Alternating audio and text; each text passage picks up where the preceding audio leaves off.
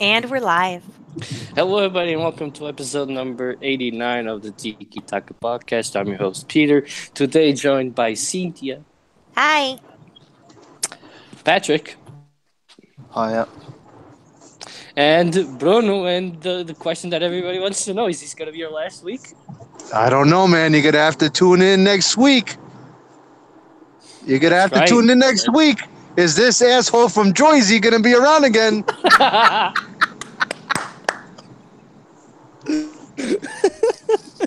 You said it. You said said noisy. He said it. All right. And now Which everyone one? knows he's so abrasive because he's from Jersey. You can't help that. Yeah, That's how I they're mean, grown, man. that's how we're made here. Get over it. You don't like it? Yeah, Too fucking bad. that's why you're a Benny. Get out of here. Just so you know, anyone that listens to us from anywhere in the world, people from North Jersey to South Jerseyans are known as Bennies. When they call me Benny, I say Valvanuku. Such a friendly people. Yeah, we are Exactly. friendly. All right. Well, anyway, let's get to actual, footy business because I think we should get to that. And there's a lot to discuss, and we gotta start with a game that I completely forgot it even happened. It was Sporting played Victoria Pleasant. Pleasant, Pleasant. whatever, Pleasant. Pleasant. Pleasant. They won 2-0, and Patrick is gonna provide you guys with the lineup, and he's gonna share his thoughts on the game. Yeah, so Sporting started with Patricia, Coentrão, Mathieu Coates and Rostovsky along the back. A midfield of William Carvalho, Bruno Fernandes in the middle, Marcos Acuna on the wing with Gelson, Brian Ruiz just behind Freddie Montero in attack. So where to start? Well, obviously, the big miss I think in this game was Doss not being up top, and Sporting played someone who in Freddie Montero is far more mobile, and for that reason it became a lot trickier for Sporting to really fine tune their attack. A lot of what Sporting was able to do was get balls into the box, and a lot of the crosses that Sporting did deliver, particularly in the first half, turned out to be misses. So it was very frustrating to watch certain points.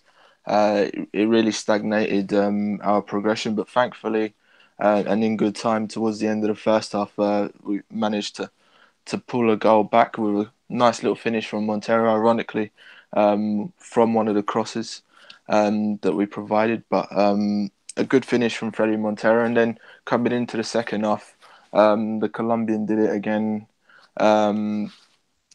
shortly after the break. So, unfortunate time for Victoria Pleasant to concede.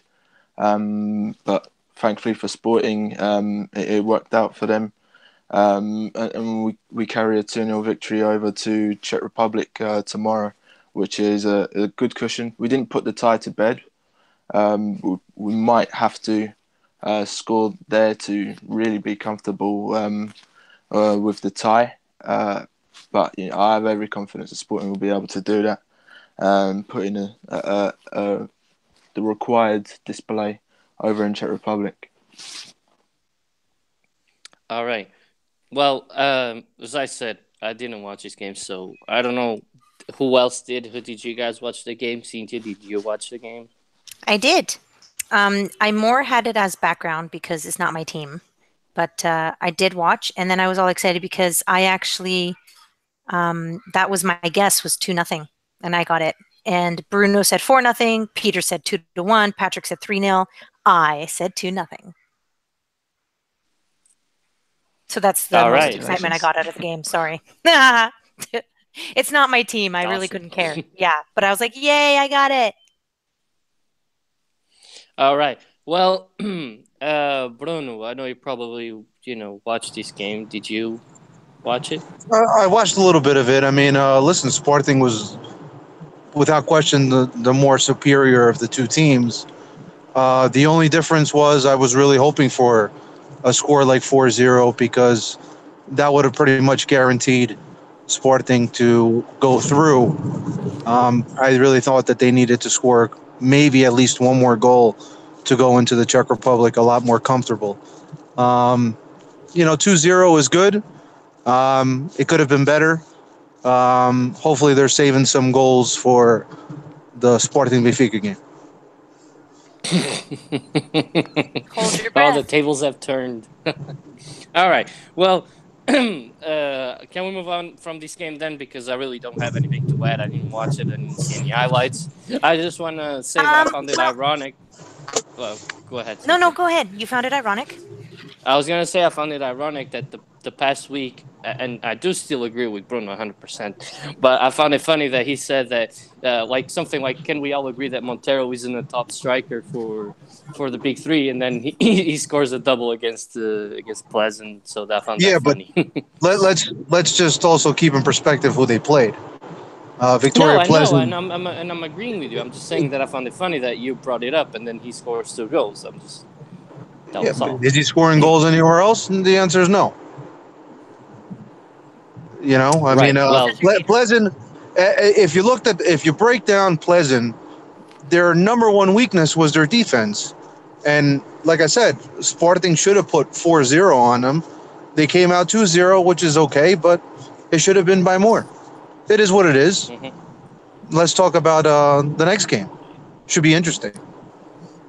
Well, Cynthia, I don't know if you were going to say something before we move on. I just wanted to mention that they play again tomorrow in Victoria Pleasant Stadium. Yeah. For me, it should be around 2 p.m., I think. So I want to see how they end. All right. Well, let's move on then, because there's not really much to say about this game, and let's start with the first game of the weekend, which happened to be Benfica versus Desportivo das Aves, where Benfica won 2-0. Let me give you the Benfica lineup. So Bruno Varela was in goal, André Almeida, Rubem Dias, Jardel, and Alex Grimaldo across the back, with João Carvalho, Feza, and Zivkovic in the midfield, and the front three of Rafa, Jonas, and Servi. And as usual, Cynthia, I'll let you go first on this. So I wanted to let everybody have a fun fact, because this game I did watch, so I was listening to what the commentators were saying, and at one point the dude was like, the goalkeepers for Avs, they had the youngest guy on in net, and if you looked at him, the guy looks older than me, and he's a year older than me. He's 34, but he looks much older than that. I look super young compared to that guy. But either way, so their goalies are 42, 37, and 34. And 2 of those goalies, the older ones, used to be Benfica's. And I'm still goalie envious because we've got Varela. But anyways, moving on. 18th minute, Jonas pulled back instead of lumberjacking the guy, which I thought was very nice because a few people were calling for a foul, but he kicked the ground instead of kicking the dude's leg. So not a falta. At 20 minutes, I had the first Varela heart attack. He did some weird breakdance crab walk thing. I was like, great, this is great. I was jealous of the old goddamn goalkeepers. Anyways, 33 minutes. There was a good attack, but we couldn't finish, and it got blown offside anyways. At 34 minutes, there was an open net, and we lose the ball, so that was great. 36 minutes, Jardel was walking in the way, and that's weird to me when they don't just, run. He's just walking, and I was like, I need you to move. Like, if you're not going to be in the play busting your ass, get out of the area. Like I never liked that on when I played, and I don't like watching that. At 40 minutes, we keep trying to get the ball dead center in front of the net, but there's too many defenders lined up. So I don't understand why they weren't changing that tactic. And then that actually reminded me of Bruno and Patrick have both mentioned this, that these teams are going to start having that defensive game where they just, park the bus. They all line up in the back, and we have to adapt to that. And this game really, I could hear Bruno and Patrick, and I was like, oh, God. At 46 minutes, so we get back into, halftime 0-0. I'm nervous because obviously 0 goddamn 0. 46 minutes, it's a wide shot by Zivko, but it was the best one of the game, which is sad because that's 45 minutes of no shot that I even mentioned, right? 50 minutes, there was a good play. There were too many bodies, so we can't score. At 54, sorry, at 52 minutes, Rafa does a great run, but he couldn't get the ball back. At 54 was my second Varela heart attack that turned into a good save. And I was like, oh my God, way to go. 56 minutes, Jonas has a poor shot. And then I was hoping that we don't just line up Jonas for the shots like we did a few seasons ago when he was going for the top scorer. No one else would take a shot, and then all they do is cover Jonas because that's the only guy shooting. So I really hope we don't get into that little rut again. Finally, there's a header to nowhere at 60 minutes. So I was like, great, good work, guys. At 62, Almeida is playing really well, so I was very happy for him. 65, there's a guy on that team that looks like a skunk. He's put it, which it doesn't help, and then he's got the blonde up on his head, so he looks like a skunk. He had a chance, but he skied it. 66 minutes, Varela saved, and he kicked the dude, and I felt bad. More for the other guy, but don't get in the way of the goalkeeper. And then the dude just stood there when Varela went to kick it down the field as well, and that's a pain in the ass thing that the little teams do as well, so I didn't like that. I lost my spot. Oh my God. 70 minutes, I know, That's sorry, fine. there's a doorbell, right? 70 minutes, finally there's a goal. There was a good save, but then there was a poor choice of rebounds. So maybe I don't have the goalie envy out of the old guy. Then at 72 minutes, there's a yellow for taking out Servi. The dude gets a yellow, and it was to a dude named Philippe, which I thought was kind of nice. Maybe Bruno would enjoy that. 74 minutes, there's our second goal from Ruben Dias, so I'm happy he's there. However, I don't appreciate his anger management skills. I think he needs to work on that because he really makes me nervous. He is very aggressive, and I don't like that. Ruben Dias Baltudo? Oh my God, stop it. And then otherwise, there was another bad rebound for that goal too. So the goalie needs to work on his rebounds. At 82 minutes, Keaton subbed on. And then at 86, we have a save from Jardel's header. And then that was a good job on the old-timer goalkeeper. And that's it. Oh my God, so many notes. I'm sorry. Yeah, but that's all right. That's what it happens. happens. Don't worry about it. Yeah. So I thought that the game started at a slow pace. I thought it continued pretty much throughout the first half, but Benfica had at least 2 or 3 chances to score. But Adriano seems to have very good games against Benfica, made a lot of good saves, and we also always liked that final pass. I thought that was totally lacking, but you know, but the chances were there, so I wasn't really worried. Until one point, every shot that we took either ended up being saved or deflected or going just wide, and I was starting to think, are we going to come out with points? Because Jesus Christ. But, you know, Faisal was having a tremendous game, probably man of the match, to be honest. Shoots the ball, you know, Adriano makes another good save, but he goes right back to Serbia and, you know, then passes off to Jonas, who just taps it in. But, you know, it's a game that ended 2-0, but I also remember another header by Jardel that Adriano makes a great save.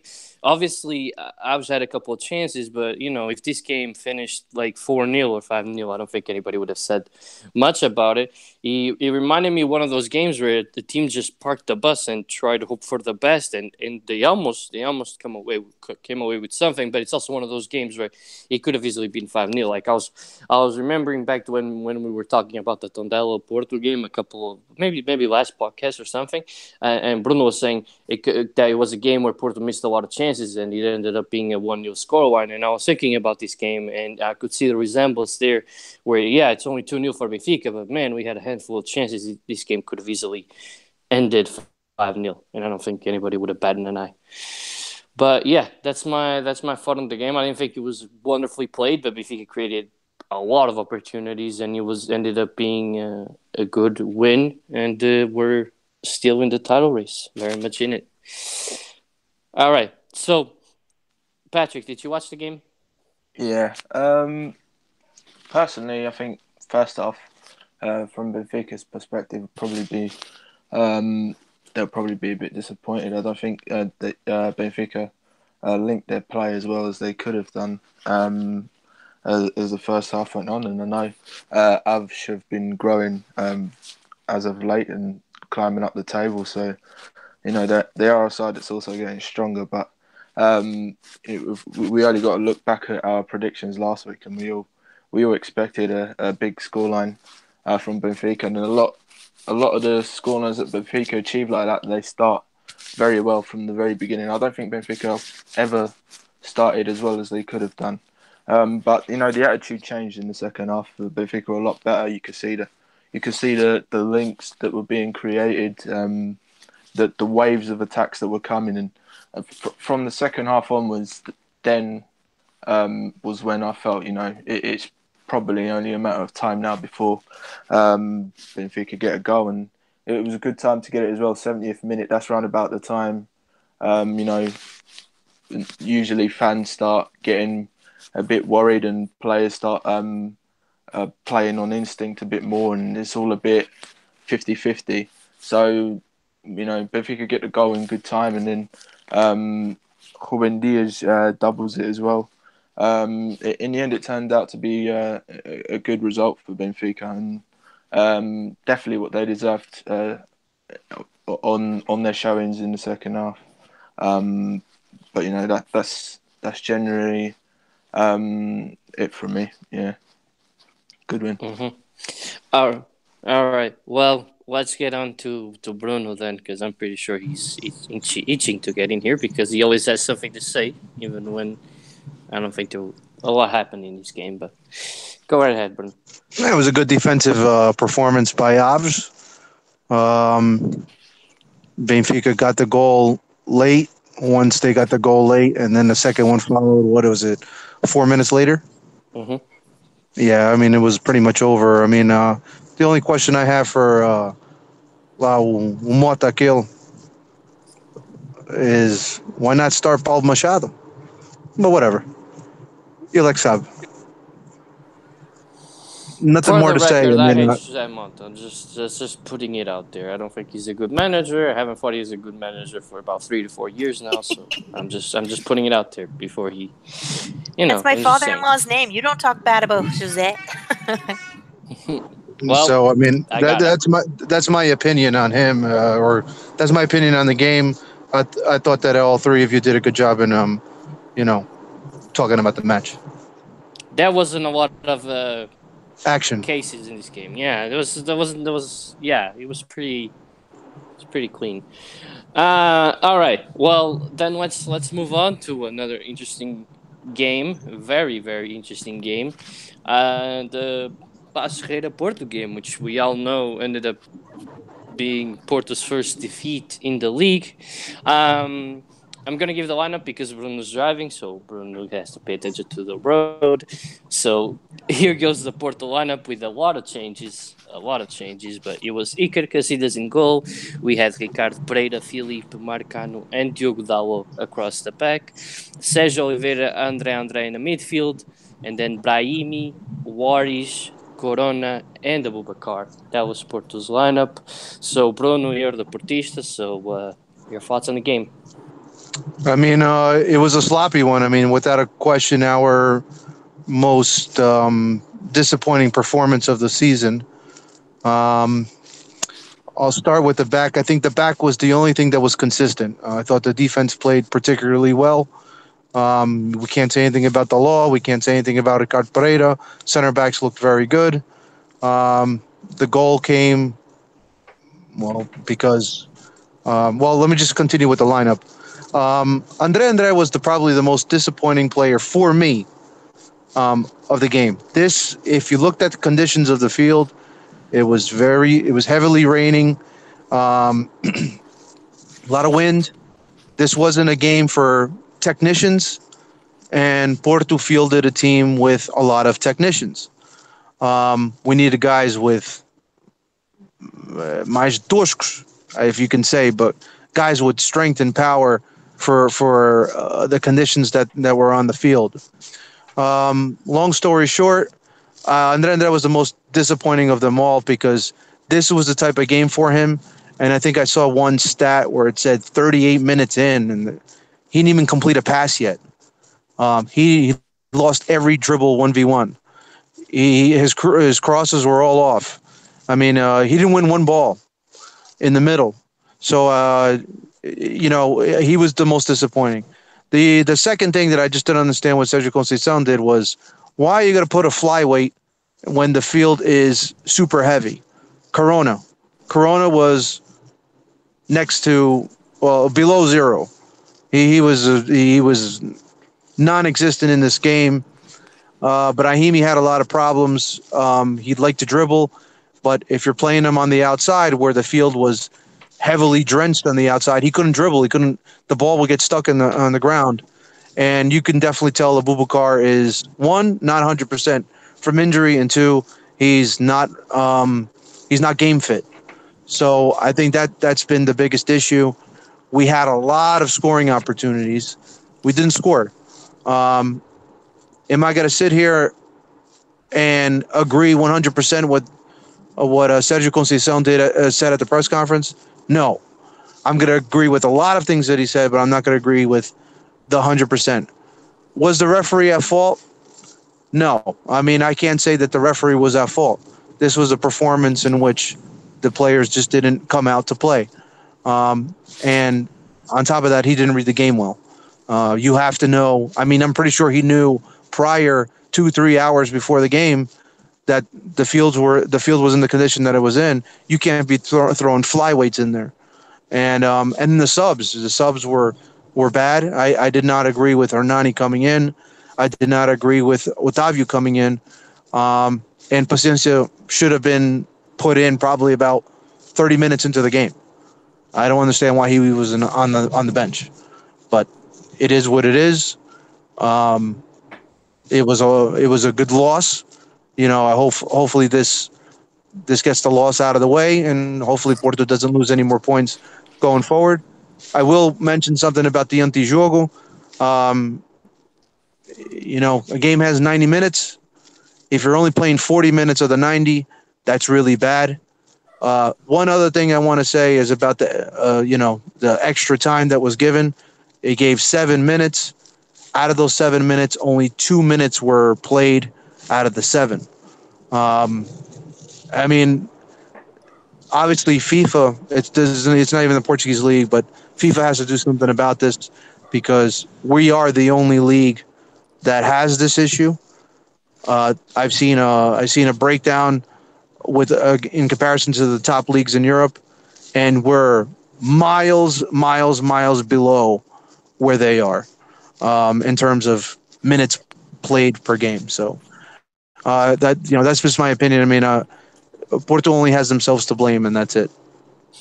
All right. Well, I'm going to piggyback off you a little bit and start with the substitutions. I thought that they were bad and very quick. Like, I think Sergio Conceição made like 2 substitutions, like 3 or 4 minutes, and it were substitutions that were kind of like, why did you do it? Like, why didn't you start off this way? And the pitch. I mean, he didn't take advantage of the fact that he's, I think, left side in the first half was one of the, where the pitch was in the better condition, and I felt like Paços Ferreira took advantage of that, playing on the better side. I thought that Porto always kept going to the right side.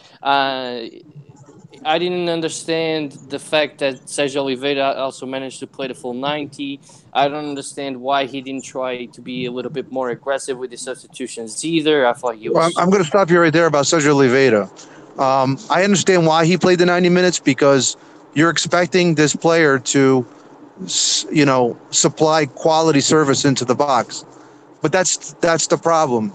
Sérgio Oliveira just had a bad game. Everything that he did, passes, crosses, they were always a little bit off, if not off or off completely.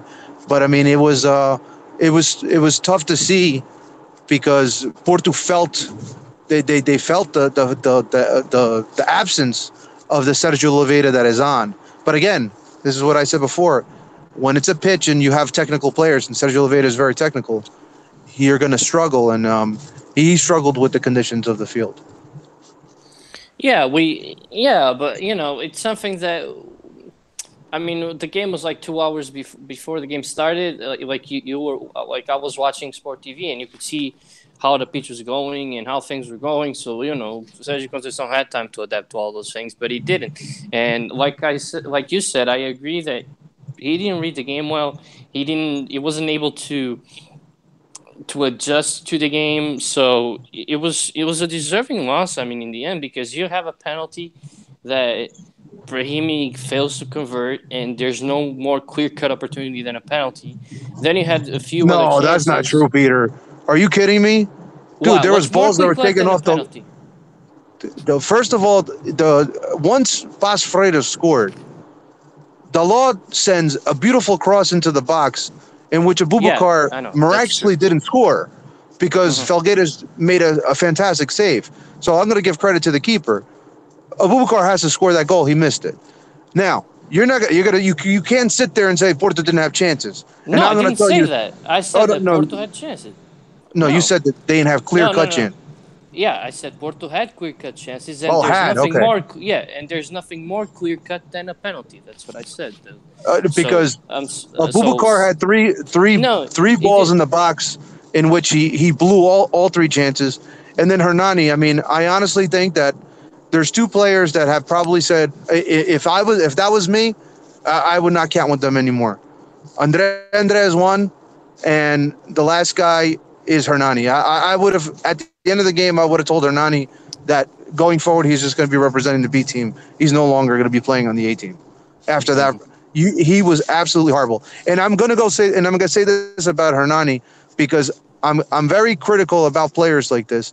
And this goes back to the whole Doumbia thing last week. Hernani had a golden opportunity in the middle of or right at the end of the game, in which the Paz Freire defender slips and falls. All he has to do is gather the ball and go to goal. What does he decide to do?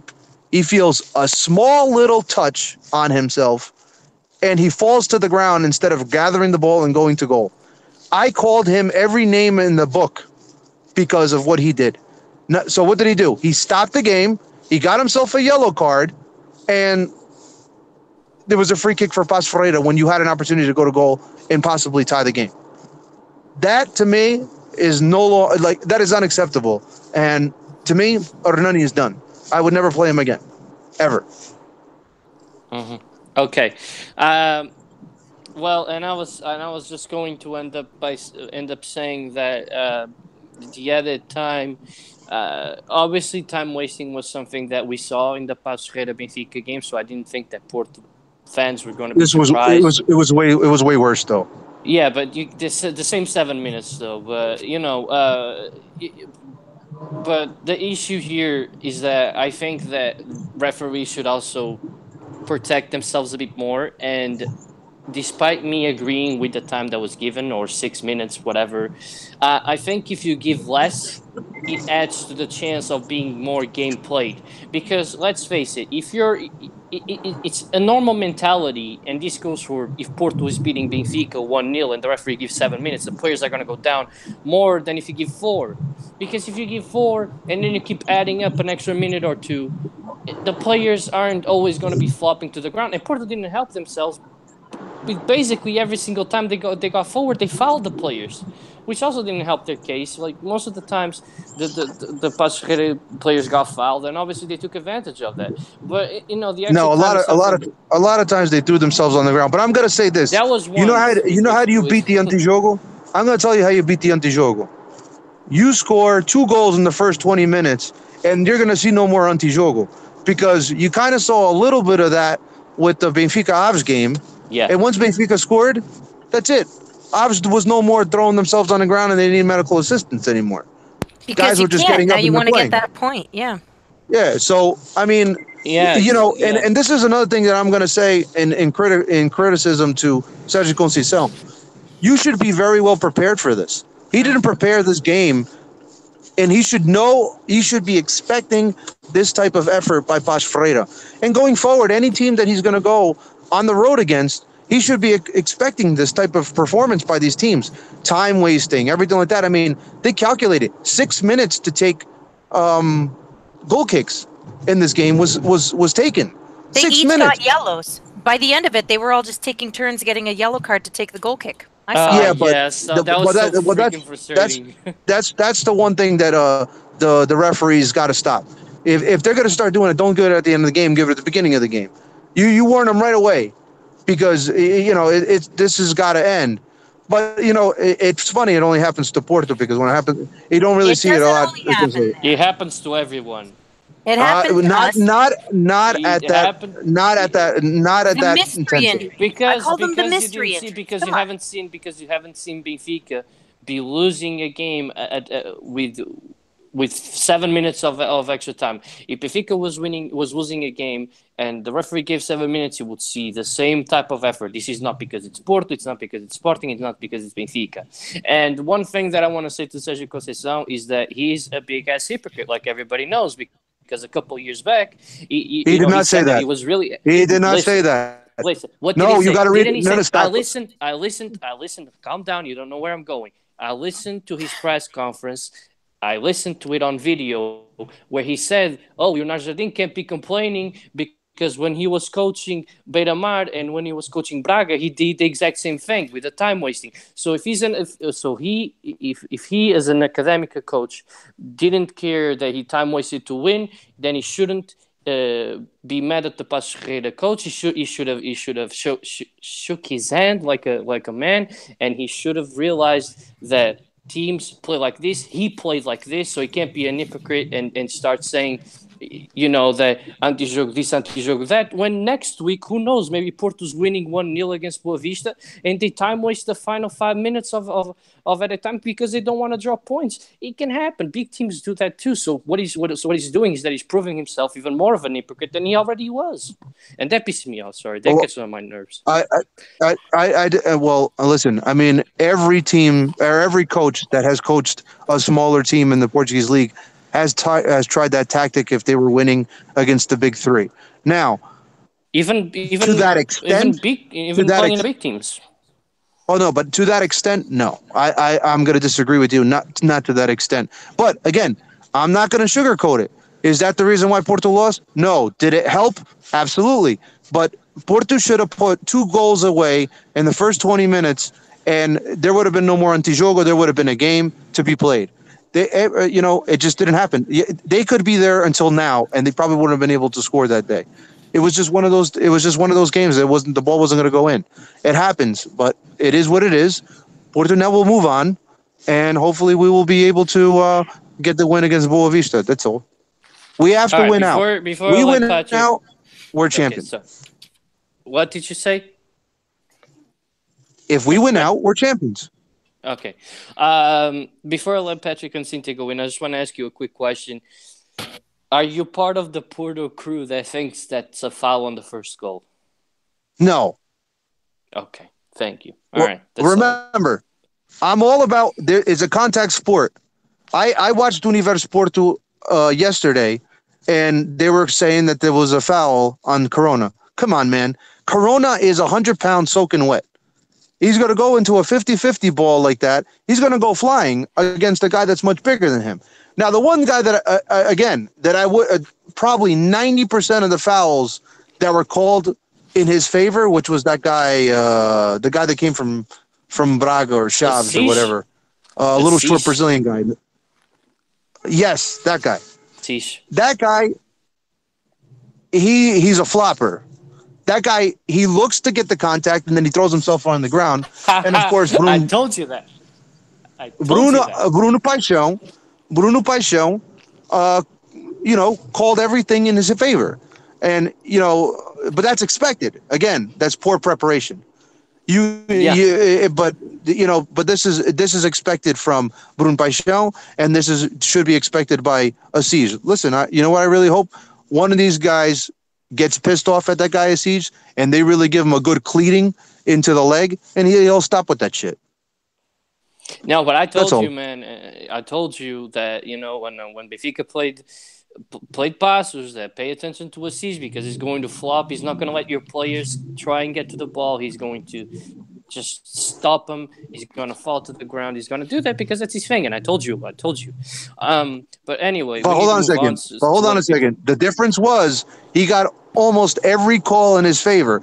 Now in that game, Ruben Diaz swats at him twice on a corner Yeah, and but nothing was called. That's that's the the difference. referee. That's the referee also getting tired of the That's bullshit. no. Because the one thing is getting swatted at and getting pushed. He got pushed on that one. Did he maybe embellish a little bit? Did he go down a little too easy? I wouldn't say no, but there was ones that he would literally look But if it to was make contact and then he would flop. right, but I would agree with your point if we were talking about the same ref. It's not the same ref, so his criteria is going to be different. Well, the same ref is going to be foul, penalty, and everything like Whatever. that, in the same favor all the time. Yeah. All right. Well, Patrick, let's get your thoughts on this game. Well, first of all, important. It's important to remember, obviously, that Pasfreira and Material it's a difficult place to go, obviously, especially with the conditions that they're in, and being a team that's like way down the bottom as well. All of that comes into play with how difficult they might be to face up against on the night, and I think that showed they were really desperate for any point they could get on the night, and their time wasted till God knows when. But also, it wasn't ideal for Porto anyway because they come into the game. Obviously, Danilo was injured and Herrera not about. It's a new midfield, and midfield is so crucial to teams, and sometimes that could be difficult to slot in appropriately. One thing I will say about Porto's performance in general, and obviously they did have their chances to score. There was one with Abubakar where he has an outstretched leg and Felgueiras makes a save. There was also another good chance that I don't think was mentioned from Gonçalo Paciencia, where he just didn't get enough power behind his header. If not, it would have gone over the goalie, who was more or less in no man's land towards the end of the Hey, first. and Towards Peter, the I'm end of the glad that second you. half. Sorry, Patrick. I'm glad that you brought that up because I wanted to say something about Gonçalo Paciencia. I mean, this guy has to be very, very careful, very, very careful because he's already been cut once, and that is a goal you must score. I don't care. And I Um, believe you would agree with me. If he does not score, if he continues to miss those type of goals, he's eventually going to get cut. Listen, I'm not the biggest Paciencia advocate. I don't like him. I don't think he's a very good striker. But I think it's a little bit harsh to make him realize the position that the goalie is in. Because I don't think anybody on the pitch, 21 of those players, did not expect him to do that. And obviously, in hindsight, he should have scored. He should have sent to the opposite side. Yes, but I don't think anybody expected him to make that mistake. I'm going to tell you why. Do I agree with you 100%? The answer is yes. And again, I have to apologize to Patrick. I cut him off. But I mean, the one thing I got to say about that is this: the only explanation I have as to why he sent the ball to where he did was because he was expecting the goalkeeper to find himself back going into the middle, and then he wanted to send it the opposite way of where he thought he was going to go. The only difference is Felgueiras never changed direction, and he headed it right to him. But again, Patrick, I apologize for cutting you off, but Right. it is so true that you cannot miss those goals. You just can't. Sorry, go ahead. Sorry, bud. Yeah, I think even if the goalie had stayed between the posts, the idea that Paciencia had in mind, I'm not sure he'd score. Obviously, the most logical thing, especially with the goalie's positioning, would have been to header it back across. But there never seemed to be enough power behind the header anyway for that to happen. But these things happen. Players don't always execute what they think or what they should think. But more so in terms of the weakness at Porto, and I think Sporting has a lot of that as well. In which when you play a 4-4-2, the emphasis of attacks is so commanded to the wings, and you're there trying to get crosses and. When it works, brilliant, and it's worked so many times for Porto already this season. And credit to Porto, they haven't found themselves in situations like Sunday night where they need to think a bit differently. But to do that, I think sometimes you need different kind of players, a different variation, players that can think a little bit out of the box. And to me, that's that's one of the key weaknesses at Porto. Is that I don't think they have that player that can think differently. Obviously, they've got Brahimi, but they need more along the line. Probably Oliver Torres would be that'd be my shout. Someone who could come in and align himself with Brahimi's thinking as well. Because when it's, for example, you look at a player like Brahimi, and he's got a bit of an ego about him. He knows that in terms of playmaking, he's the chief. And when you're doing the stuff that Brahimi does, especially in a frustrating game like the game against Bas Ferreira was, and when you're trying to do these sorts of things, and certain players they don't fit in with your mindset and they don't quite understand it, and the moves just aren't pulling off. That almost eliminates Brahimi mentally. All of a sudden he starts getting frustrated. So it's very counterproductive when you have that sort of setup. And I just think, obviously Porto can come in next week and play at 100 miles an hour and get their result again. But it's those games when I think when the game keeps going, you can't find a goal, and especially at this stage of the season where teams are more prone to time wasting and frustrating you. If you don't have a little bit more variety, you could come unstuck. And I think that's where Porto lost this game. Obviously, as I said, they did have their chances, but you don't always score your best chances. So really and truly, to me, I think Porto lacked a bit of variation in this game. But they didn't have it. They didn't work through it, and it opens up the title race a bit more. I just have to add something. I just have to add something to what Patrick said, because I don't agree that Oliver Torres was the answer either. Because again, he's a flyweight. You looked at all the players that came in: Hernani, flyweight; Corona, flyweight; Andre, scrappy, but he's still a flyweight. Otavio, flyweight. The guy that probably should have came into this game, once they saw that Andre wasn't working, probably should have been Paulinho, because he's a more heavier guy. So that's the one area I think that, again, I think the coaches and a lot of people wouldn't realize is a player in those conditions. You need the heaviest and strongest guys to, burrow through all that water. But if you look at Bas Ferreira, they did nothing in the second half. They had no attacks. It was basically counterattack, and they just did. Yeah, they almost scored. But it was a counterattack. That's when Porto was completely forward. I mean, other than that, they didn't build anything. They built nothing. But they built nothing. They were pretty much in the back, and they were just kind of kicking balls out and trying to clear as far as they could. So I mean, again, this was bad planning by Sergio Conceição. You want to see an easy way of annoying you? Do you think that you win this game with Marega? I'll say this: I'm almost positive we would have won this game if we had Suarez. All right. How about that? All right. How about that? You want to weigh in on this? That's good. That's good. Hold on. No, but there's one other guy that I would say that we would have won, and I'm one of his biggest critics. Danilo and Herrera in a game like this, we missed. We didn't have them, and those are big physical guys in the middle. So these are the games where that's my thought. Like you want to lean on your backbone, and obviously Danilo and Herrera are the backbone, part of the backbone of that Porto team. And to not have them there, I think the midfield in general isn't, in terms of profiles, I think there are one or two gaps there. For example, Danilo is the defensive midfielder. You don't really have a defensive midfielder like him.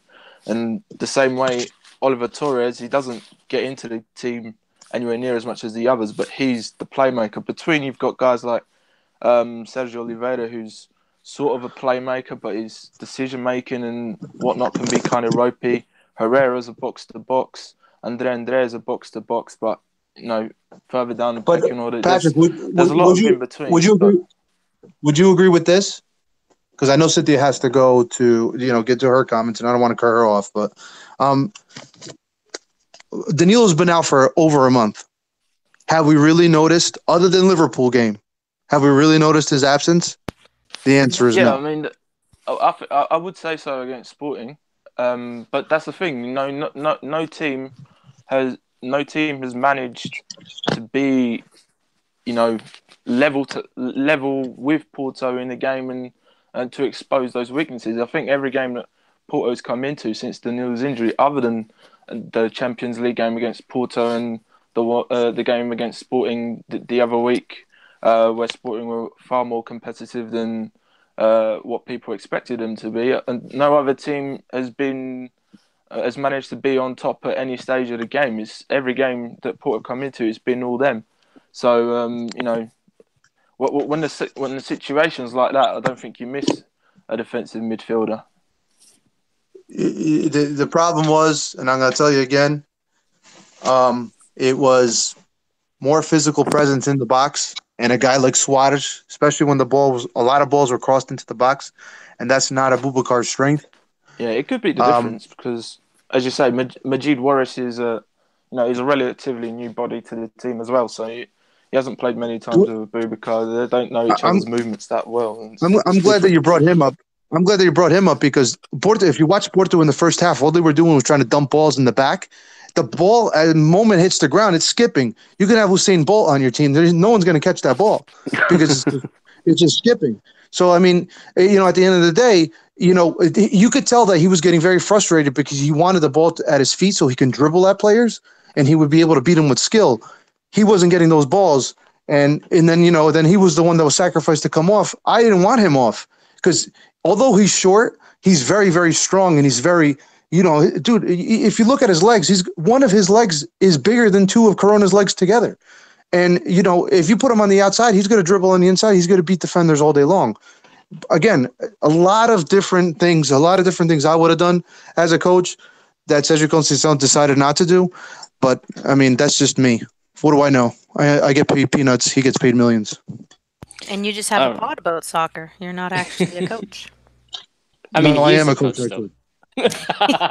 Not at Sergio Conceição's level. No, definitely not. They don't know yet. Before I let Cynthia talk, I remembered something that I wanted to bring up, and really quickly, that it's just something that it was brought up a while ago by someone. I don't remember who, but anyway, everybody last year was talking about Benfica's injuries. Oh my God, Benfica's injuries. Like, why is this guy getting injured? Why are these guys always getting hurt? Why is it taking them so long to get back on the pitch? And Porto has been, plagued by injuries, and the news injury has been running really long. I didn't expect it to be this long, and I don't think people are talking about it as much as they should because, don't get me wrong, Porto are getting the results. But do you know the players are still getting hurt. Why is this? Yeah, because I'll give you the answer. Injury plague. Wow. No, but I'll give you the answer. I'm going to give you, and it's two answers. The number one answer is it's the system of play. If you watch Porto, it's all guys high pressing constantly for 90 minutes, and that takes a lot of physical energy, and it to perform like that.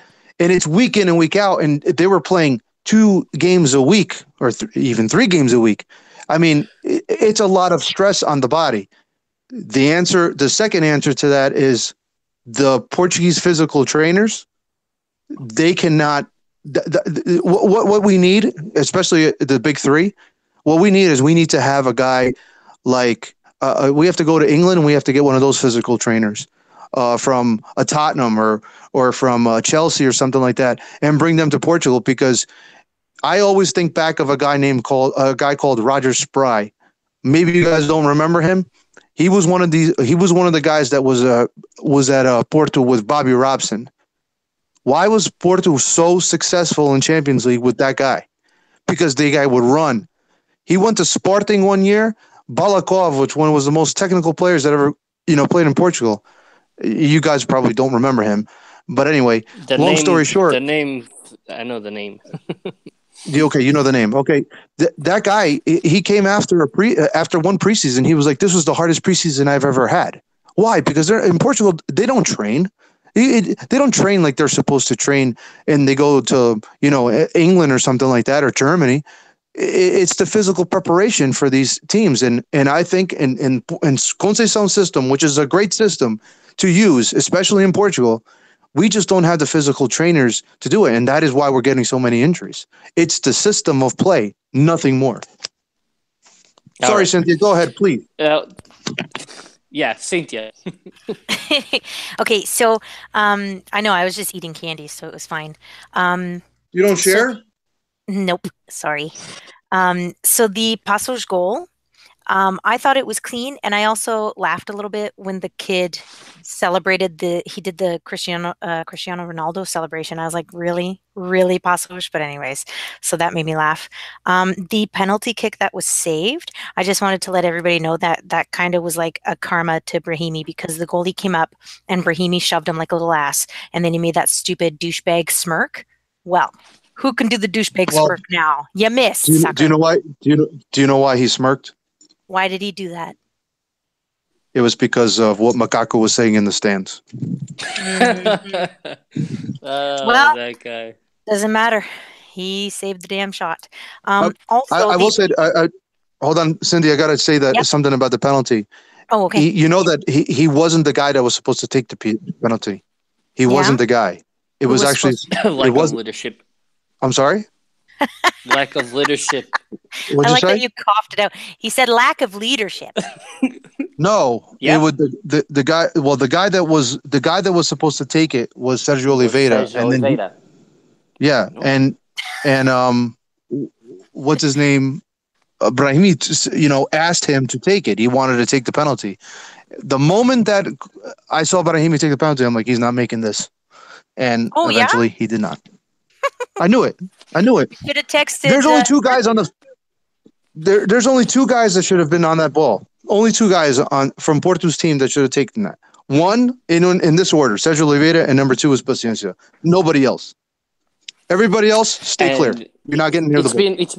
It's been since Jackson left that Porto do not have a designated penalty kick taker, and that's a long time to not have a designated player to.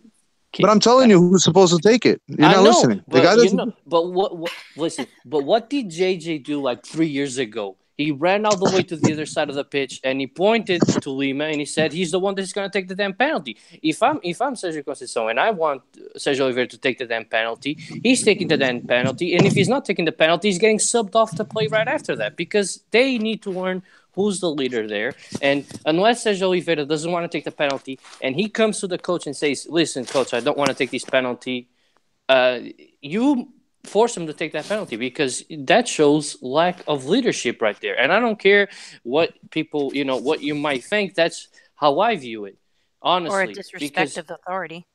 Yeah, and disrespecting the coach with that little bitch ass smirk.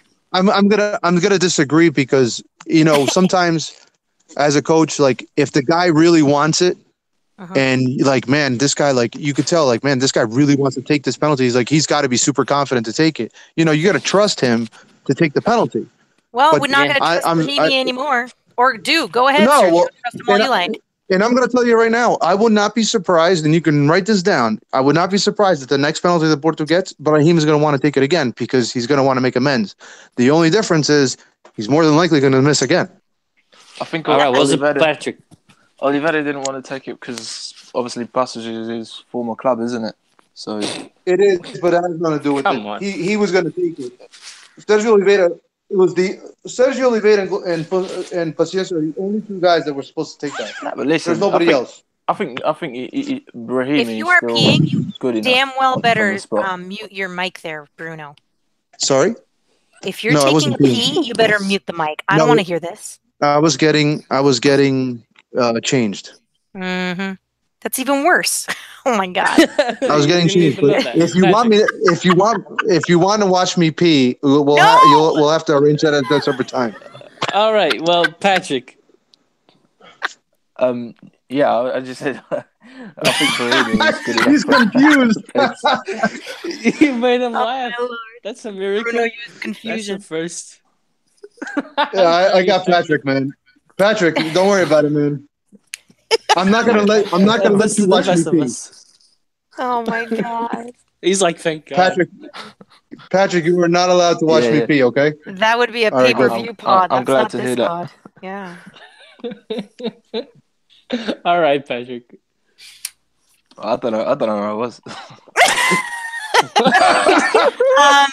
You were saying No, that this made me it's spit my his old drink. team, so that he didn't want to take it because then maybe the goalie remembers his shot or whatever. No. I just said like, maybe he didn't want to score against like his former club or something. I don't know. Oh, there. Okay. Some emotion attached. Yeah, maybe. I think Brahimi needs to learn how to take penalties to the other side of the goal, because Porto had a penalty last year against Passos, went to the same exact place, and just a little bit lower, and Felgueiras almost saved it, but he went under his arm. He touched it, but went under his arm. So maybe he should, try and take more penalties. All just right, practice more. Last thing I wanted to say go ahead. was that there were people throwing shit at the goalie. It looked like lighters. So Yes. they should be fined. I don't like when people do that. And then again, the time wasting did suck. That was not fun. One thing about that, I'm all up for Paixão to yellow card him, but not in that situation, because he was literally getting thrown. He saw the fans throw a chair, and he still yellow cards the player for not taking the goal. What? Yeah, I mean, he that saw was people weird. throw a damn chair. You're not going to yellow card a player for not wanting to take the goal kick. So, any other time I would have been okay with the yellow card and think that it was rightfully deserved. At that moment, though, I don't really, Well, it didn't stop anything. Like I said, every player ended up taking a turn of let me go up and set up the goal. And I got a yellow card. Like every single person did it. I get it, but I don't think at that moment that it was time No, wasting. exactly. I think it was literally not being able to take the goal kick. And this is why I don't understand why sometimes our fans end up hurting us in stupid ways, because our fans are ridiculous. Just like when Benfica scored against Passos to tie the game, they threw a damn flare on the field. Why would you do that? And Porto fans throwing shit at the goalkeeper when they want the game to be resumed as quickly as possible is also stupid. Yeah. Yep. All right. Did we wrap this game up? Do you want to say anything else, Bruno? Last thing. You guys keep interrupting me. Shut up. The last thing was Jose Sa. He got a red after the game ended. The whistle was blown, and it was because he said congratulations to you and your team for winning to the ref, and the ref didn't like that, so he got a red card. Lucky him. Yeah, and I wonder why he got pissed off at that. But when the ref, exactly. Well, we all know his allegiance. Do we not? Mm-hmm. Okay. No, but it sucks. Now he's got a fucking red card. It's all right. Too bad. Fabio Coentrão, I seriously, I need to make a shirt that says like jail Coentrão or something. Yeah, because that guy has the vai pro Grelho, and this freaking guy, all he said was congrats. Red card. No, the other one does whatever the hell he wants. But whatever. Bullshit. He's not the only. You're not being fair now, Peter. Peter, you're not being fair now. What? I would red card every single player that said that. Every single player. Benfica, Porto, Sporting, Braga, Guimarães, Feirense, whoever. Now you're lying. You do not say those things. Like, sorry, but don't. Like, the referees already handle as much bullshit as they can, being called names, being called this, being called whatever. It gets to a point where it's too frustrating, and I think it was rightfully deserved. I should have shut the hell up. He should have went to the locker room. He shouldn't have talked to the referee. He shouldn't even come close to him. He got red carded and 2 games suspended. Well, good for him. That's he a self-discipline thing. You should know better. Exactly. How about spitting on players? No, that's not cool either. Same thing. Come on now. If you're gonna bring up some Benfica player that didn't get suspended for that, I'm going to tell you he should have been suspended. Like, I'm not going to change my opinion. It doesn't matter who the team is. I'm not that type of person. Just getting that straight. I'm just asking. I'm telling you, red card. Don't get your red velvet quackers in a bunch. Move on, Peter. Move on. Yeah, can we close out the Porto game? Yep. Yeah, you can if you'd like. Yeah, all right. And before we move on, I just want to say, people, you need to stop complaining when you spend so much time in a certain team. Sometimes a certain game, we happen to take a lot of time on it because it's worth the time. Sometimes 20 minutes on Benfica, sometimes 20 minutes on Porto, sometimes 20 minutes on Sporting. It happens. All right, Who's complaining? Patrick. No, I'm just saying that some people would complain about that, and I'm just letting them know. Sometimes it happens. If we don't do Depending. 20 minutes to each team, we're not being fair. Well, sometimes it doesn't merit 20 and sometimes it merits 40. What do you want? Dude, Exactly. the Benfica All right. game, there was not much to talk about. 5 minutes each, and that's about it. Exactly. I think I took all the time on that. Sorry, guys. All my just like I notes. think the Sporting then doesn't have much to it either. But anyway, Patrick, the Sporting lineup for this Yeah, game against so Chaves. for this one, obviously, a few suspensions and illnesses still lingering about. Knocked out Bruno Fernandes and Fabio Coentrão. Sporting starting this one with Patricio in goal. Regular centre back pairing of Coates and Mathieu, but different fullbacks for this one. Bruno Cesar on the left and Battaglia on the right. Although Bruno Cesar came off pretty early for Lumor to make his second or third appearance for the club. Midfield was William and Josip Misic for his first start. Trio of attacking midfielders consisted of Brian Ruiz, Gelson on the right, and Ruben Ribeiro on the left. And up front was Freddie Montero. My thoughts about this game: slow first half. That was pretty much the theme for this podcast. I think everyone started a bit slowly, and Sporting rounded it off, and we never really got going. I think Chaves, in terms of their danger, they were perhaps the most dangerous in the first half, but never too dangerous to have us, quaking or anything like that. Patricio made a few comfortable saves, the usual stuff that you'd expect from a top goalie like that. But first half, came and went, and into the second half, what else? You bring on Bastos and Bastos scores straight away. It's curious when you compare like a striker like Bastos and like, for example, like a Dumbia or something. Players that okay, Dumbia, he's not as good a finisher, but I can sense some sort of unfortunateness to his game as well. Everything that Dost touches seems to go in by contrast, and he gets an important goal for us around about the hour mark, and then it's Dost who finds a second towards the end, which ended up being a valuable goal for us.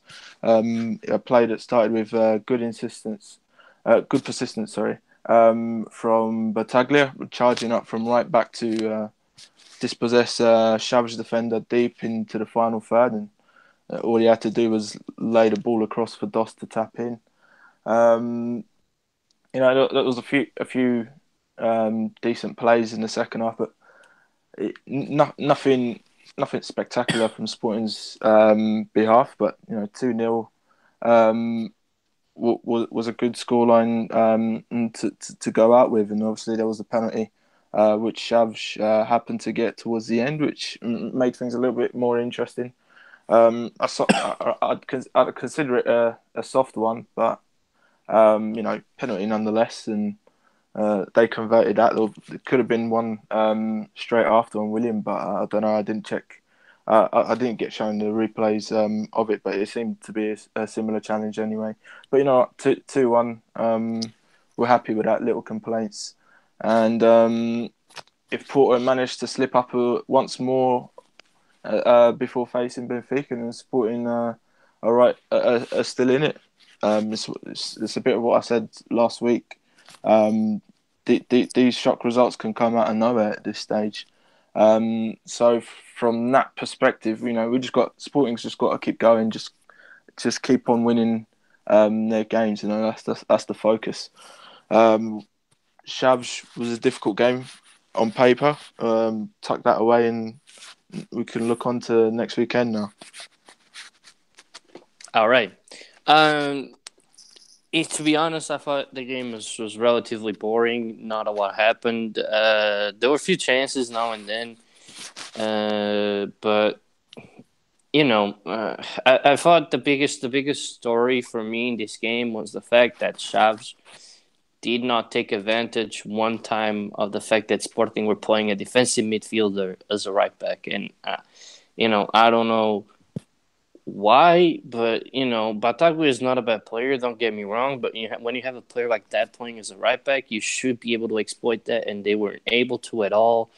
And also another just I want to ask you something before I move on to the other people, which is just something that I find interesting. Do you think with Misic, right? Misic starting the game. Do you think that what's his face? Vendel, right? It's Vendel, right? Yeah.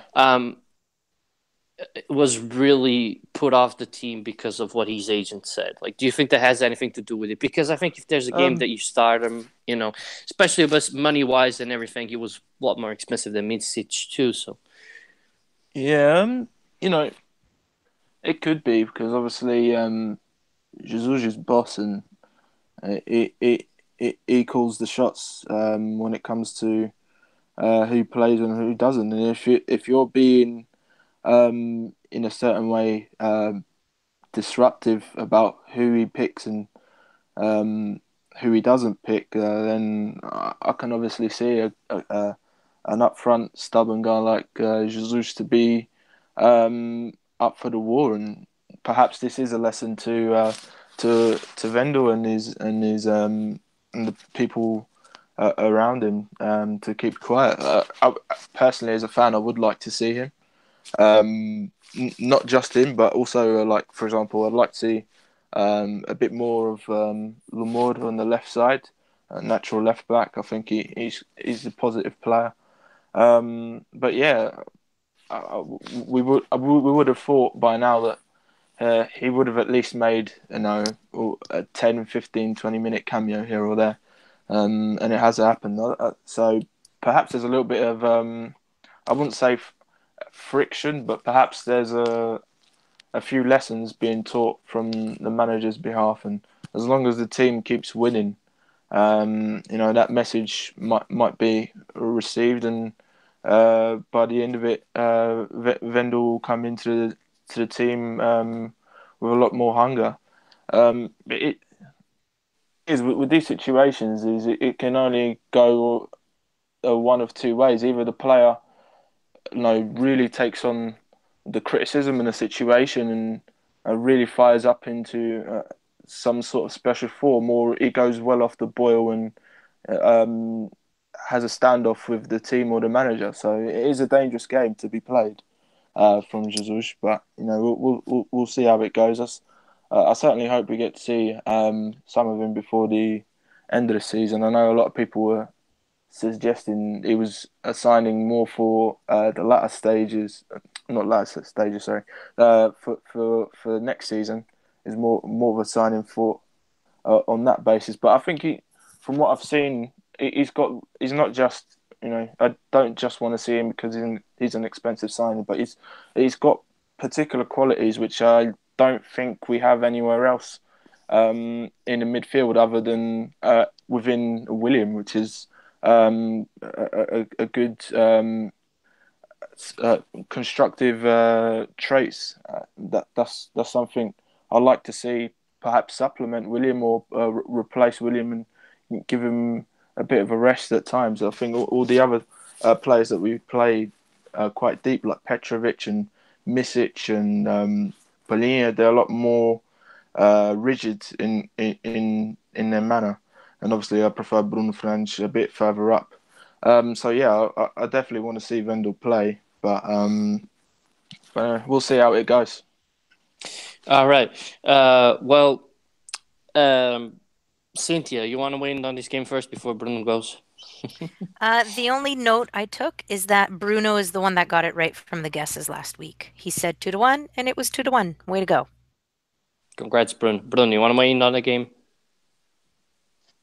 Thank you very much. Honestly, no. I think we covered it all. I mean, it was a tough game. I mean, Sporting got the result, and I wasn't pissed off that Sporting won. I think this was a good win for them on the road.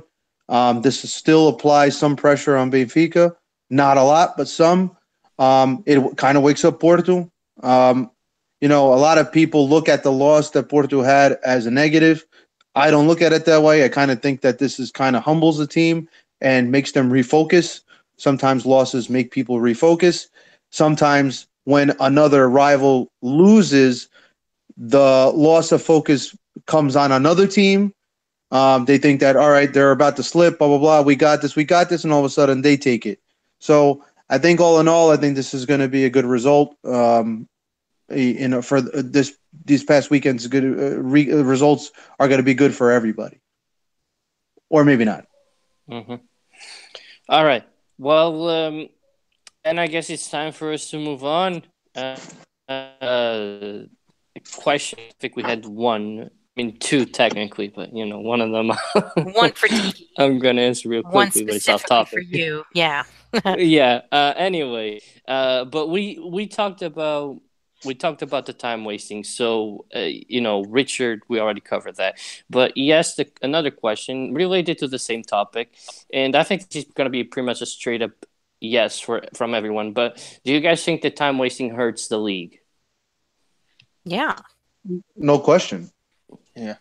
I mean, I've heard the analysts talk about this. I mean, for example, Klopp. They used Klopp as an example. If he was scouting Porto and he was watching this game, he would have stopped watching this game because what could if I'm scouting Porto, what can I take out of this game? I can't. The game doesn't play. So I agree that it's really bad and the league has to do something about it. Yeah. So unanimous yes. Yeah. All right. Well, I'm laughing because I'm thinking about the other question, but just say it already.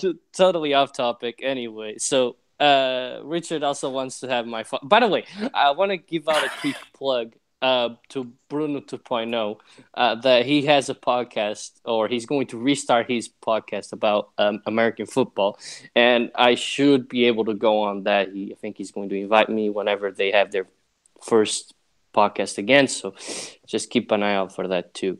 He's part of the SCP Sporting podcast. They used to be the updates account. I'm pretty sure y'all follow them. I think it's 160 English now. Yeah, I think it's Sporting 160 English. So look it up on Twitter if you're Sporting and you're not yet listening to their podcast. Anyway, so that's Richard where Steph went. Yeah, that's where Steph's at. Anyway, Richard asked me what I thought about Richard Sherman being a 49er, and I'm just going to say, it's football. That's part of the game. The only thing that I would have liked for him to not say is that he's going to play with vengeance. You're talking about defense that was protected you and an organization that helped you reach your highest level of play. You won a title there. I don't think you should be going there for vengeance, but it is what it is. I don't think they're going. I'm not mad at the decision. I'm mad at some of the words that he said. Basically, some people aren't humble. Yes, yeah, they are, and then they backstab you as soon as they have the chance, which was what happened. All right, well, let's move on to the predictions now. Yes, thank you. So tomorrow sporting play. That's right, Victoria Pleasant. I already forgot how to say it. PLZEN. There's too many consonants in a row, so it's not your fault. So anyway, we'll start with the Sportingista. Patrick, what do you think? I'm feeling a bit of a slack day coming from Sporting tomorrow, so I think it will be a draw, and I'll go for 1-1. All right. Well, Bruno. We need Sporting to win, so I'm gonna say 2-1. All right. I say I'm gonna be right this time. Victoria Pleasant, whatever, win 2-1. They're going to win 2-1? Yeah, but Sporting still goes through, so it doesn't matter. I'm piggybacking with Patrick. I think it's 1-1. All right. Well, who's the other game? What's the other game right after that, Cynthia? On Saturday, Fadens host SLB at 2:15. That's right. Benfica wins 2-0. Hey, that's That's what I'm gonna say. All right. So Cynthia says 2-0. So, Patrick. I'm gonna go for 2-1. For For Benfica? Feirense or Benfica? Oh yeah, to Benfica. All right. Bruno. There's only 2 games in the remainder of the calendar that I see Benfica losing It's points. never a straight answer. Everybody sees this, right? I'm not crazy. One is Feirense, and the other one is could be Stubble. Could be. Could be. Do I think You that never Benfica is know going with to the lose? Mala. No. What I will say this though, if I'm going to say this, I if was Feirense joking. plays the way they played against Porto, Mhm. Benfica does not win. But that's if they play the way they did against Porto. But do people play us the way they play Did you against guys win? We won 2-1. Remember that game? It was the game right during the derby with the Benfica Sporting game, and Fabio Verissimo didn't want to end the game, and then he made up some ridiculous free kick that I've never seen before in my all of I didn't years watch of my that game, 40 yeah. years of watching soccer. Okay, pronto. If they play that way, Benfica no way is winning that game. Okay, what's I your say- prediction? 1-0. I do say Benfica wins. All right. That means we're on to excited. Porto now. I think Porto's right after that. I think Porto Porto's host like Boa 15 Vista at minutes. 4:30. Yep. Yeah, it's like 15 minutes after the Benfica game ends. Yeah, exactly. Portista. Always a tough game with Boa Vista. I say 1-0 Porto. Late. 1-1. I'm Patrick. gonna go a bit bigger and 3-1. About it. Wow. I'm going for a tie, 1-1-2. High five, Cynthia. Did you just high five yourself? Don't I tell him. heard They it, don't I was even like, know. No, Cynthia. He I was have smacking the red velvet cuecas. I'm with Oh, you. God. Anyway, so last game is Sporting. Who do they play, Cynthia? They faced Rio Ave. They're hosting Rio Ave at home on Sunday. So they Alright, play Patrick. Thursday, take a couple of days, and go back on Sunday. I think Sporting wins this one 4-0. Whoa. Jesus. Rio Ave is not going to enjoy that, buddy. Sporting Rio Ave, right? Yeah. Mhm. Yeah. Yeah, I mean, I'd say 3-0 Sporting. Okay, I'll go Either- 2-1 to Sporting. I'm saying a 1-1. All right. We'll see about that, Cynthia. Maybe you're right. I don't know. I always say Porto lose, and then they finally lost, but I wrote down a tie, and I was like, damn it. All right. All right. Well, all right. So don't forget, you Americans, that still 4-hour difference. There's only a 4-hour difference from. What are you trying to say with you Americans? That Y'all from you Jersey. Americans need to understand that you're only 4 hours behind Portugal for 2 weeks until next I Sunday. resent that, you Americans. What do you mean? What is that, you Americans? What do you mean, us Because people? you have people from Yeah. the GMT What is that? plus 5. In this case, it's only GMT. No, I mean, minus it- 5. It's GMT minus 4. So everybody on the East Coast. Okay, East so Coast, let is me it just East- help. Whatever. Thursday, Sporting play at 2 p.m. Saturday, Benfica play at 2:15. Porto play at 4:30, and then Sporting play at 4:15 on Sunday, which I normally tweet out anyways. So y'all will see that. Cynthia, could you ask him, because he doesn't want to answer me, what do you mean, you Americans? I meant everybody from the Eastern Standard He meant people time that zone. aren't in his time zone. Exactly. But he just I don't has a like really that. nice way of saying it. Exactly. All right. Well, it you is what people? it I don't like is. that. You Well, it is what it Americans. is. Well, it is what it is. Yank. You say that Jersey people are rude. That's rude. Shut up, Josie. No one ever said that Portuguese people were any nicer. Exactly. All right. Well, anyway, we're gonna wrap it up. We need to go. Thank you, Bruno. Thank you, Cynthia. Thank you, Patrick, for coming on. Don't Thank you forget very to much check in for having me. next week to see if Bruno's still gonna be here. You have to. I check don't in and know. see. You I don't know. Am I going to be here? Maybe I Yeah, canceled easy all gun. plans and I just to join the podcast just for an hour. You never know. Exactly. You never know. Oh my All god. right. Well, anyway, thank you guys for joining us. We'll be back next week for episode number 90. Yeah, big one. Ciao, Laura. Have a good night, everybody. Bye bye.